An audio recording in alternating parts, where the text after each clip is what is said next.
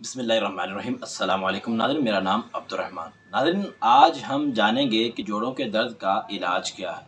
जो लोग अपने जिस्म के अंदर किसी भी जगह की दर्द की वजह से परेशान हैं, तो इंशाअल्लाह अगर आप इस वीडियो को मुकम्मल देखेंगे, तो इस वीडियो को देखकर उसके ऊपर अमल करेंगे, तो इंशाअल्लाह अल्लाह ताला ने चाहा तो चंद ही हफ्तों में आपकी तमाम तकलीफ़ें दूर हो सकती हैं। नाज़रीन, उम्मीद करता हूँ कि आप इस वीडियो को मुकम्मल देखेंगे।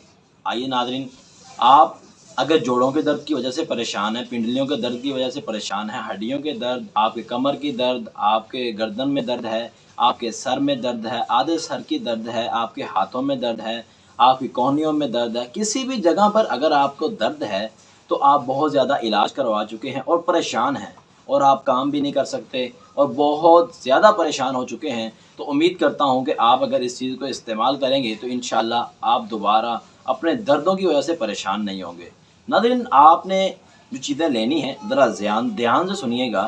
1 गिलास दूध लेना है, उसके अंदर आपने 1 चम्मच हल्दी, दालचीनी और उसके साथ आपने छोटी इलायची का इस्तेमाल करना है। साथ 2 लौंग भी आप डाल सकते हैं।